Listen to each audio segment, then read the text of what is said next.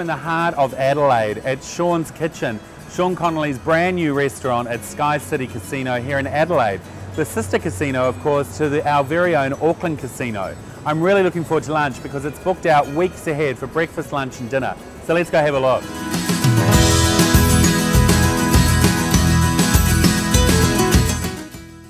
So the interesting thing is, you know, when you walk in here, it definitely has its own DNA, but there's still those references, you know, and I think from all your different restaurants.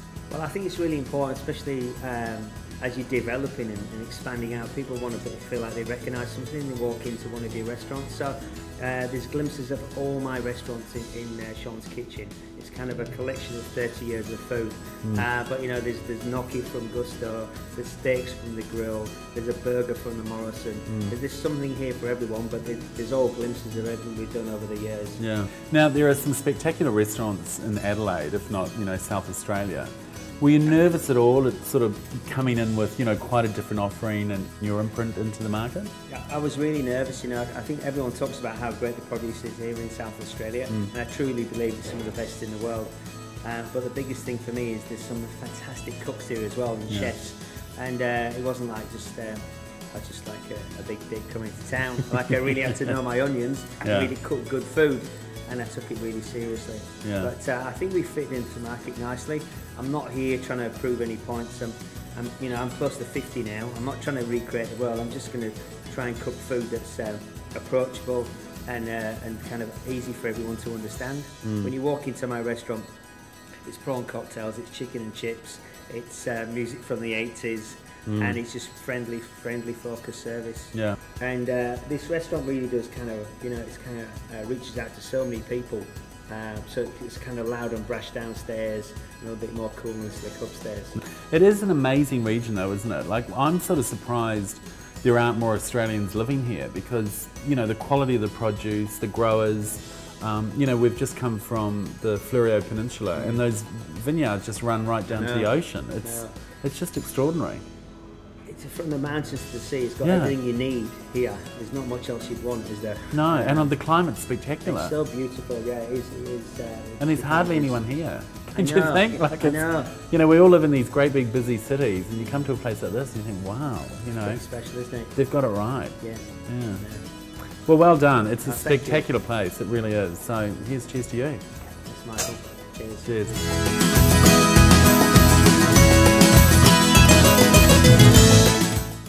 So South Australia is an extraordinary region for ingredients.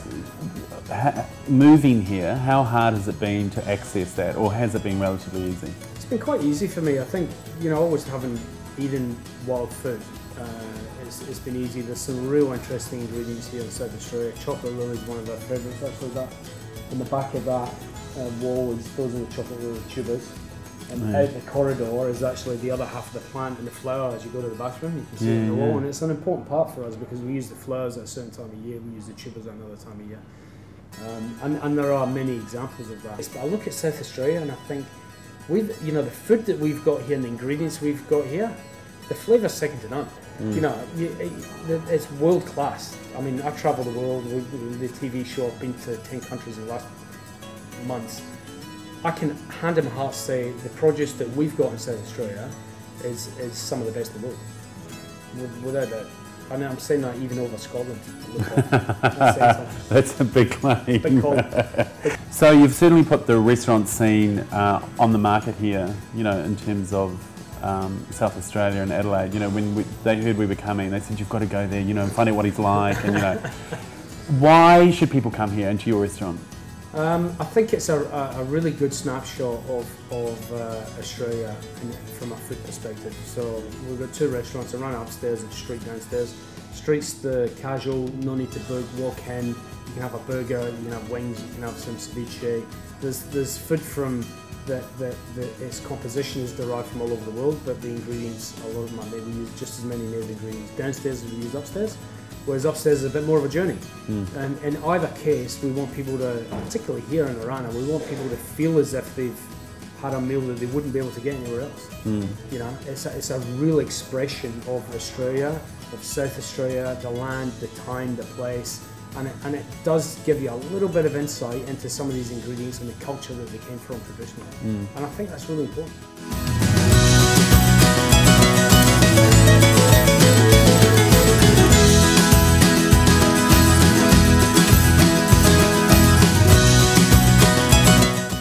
I'm here with David Swain from Fino in the beautiful Wollonga. You've been going for 9 years, haven't you? Yes. Lots of awards. Many awards. Using real produce, everything in season, everything we like at MINDFOOD. Yes. What do they keep coming back for? I think the simplicity of the food we do here. It's all regional, it's all seasonal. I don't try and mess around with the food too much. I just let the food speak for itself. Yeah. So are you out buying in that market every weekend? Every weekend I'm out there. Yeah. I go through all the produce. I have a close relationship with the farmers out there. So they will grow produce for us for each season, for each menu. So it's been really good for us to have the market right there. What are we going to be cooking today? Look, this morning we went out and we got produce from the market. So I've got produce that is just singing of season at the moment. So we've got eggplants that I've just grilled and marinated. We've got beautiful mizuna that came from a young farmers who got a scholarship out there. I've got mizuna and dill and radish from there. I've got charred spring onions that we've just got, that are just fresh and beautiful, and bell peppers that I've just also marinated peeled. So it's in the context of we've got some sweet corn here that I've also grilled. So everything has been straight off from the market this morning. It's very fresh and regional, and it's a very simple light dish for a very hot day.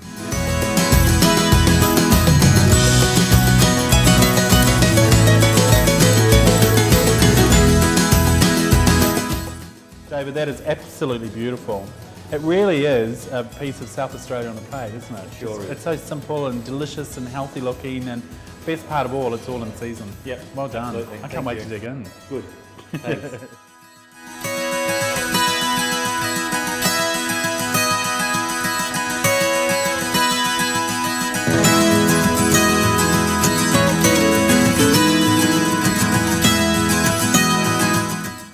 So the Salopian Inn has a reputation, a history of women owners and cooks, and you're carrying, I guess, a big sort of banner in and around that. Yeah, and it's Pip Forrester, who owned Salopian for a very long time. They're big shoes to fill, but I see myself as a real guardian of the building of Salopian, and yeah, it's quite a challenge. Yeah.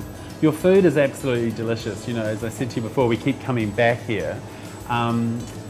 You grow a lot of your product, you know, your produce, don't you? Tell me about that. The kitchen garden, I mean, it's a real long-term dream of mine. I went to Chez Panisse in my 20s, saw what Alice Waters was doing, was really inspired. It's it's quite challenging learning how to do all that gardening, but at the moment it's about 70% of our food is fresh food, is coming from our own garden. Yeah. Now the menus, how often would they change? They change far too regularly for everyone around here, but it's they're very, very seasonally based. So if something is gone out of season or is not at its prime, we change it immediately. Yeah. So some menu items might only be on for 4 or 5 days. Yeah. Customers really enjoy it, particularly our regulars, because they know there's going to be something different each time they come in. I drive the staff mad because I change it all the time. Yeah. Yeah. That kind of focus and creativity, I guess, around a menu doesn't just happen though. You know, you must have great contacts. You know, with producers and local growers. And I'm so well supported here by local growers and producers. And often they'll just bring me in a little something for me to try, and it sparks an idea, or we cook it and taste it and think about what it would go well with. But yeah, the support of the local community has been amazing. Yeah. Now, there seems to be quite established gin bar there. Yeah. Is it over 100? Yeah, we're up to about 180. It was meant to be 40, and we just kept discovering these beautiful gins from around the world. And of course, we've got the great gin on Kangaroo Island as well that John Lark's making. So that sense of community, you know, you really feel it as soon as you walk in here. It's very welcoming. Do you think what you do here, you could do in those other cities you've worked in? Probably not. I have a real personal sense of belonging to this area because obviously I grew up here. But also the abundance of everything that comes together. So the seafood, the fruit and veg, and the meat that's grown around here is extraordinary. So for me, I don't think I could do this anywhere else. I'm just a part of, you know, that whole other produce that's around me, and I bring it to me and I cook it here. So I think the freshness and the authenticity of it would get lost if I moved it.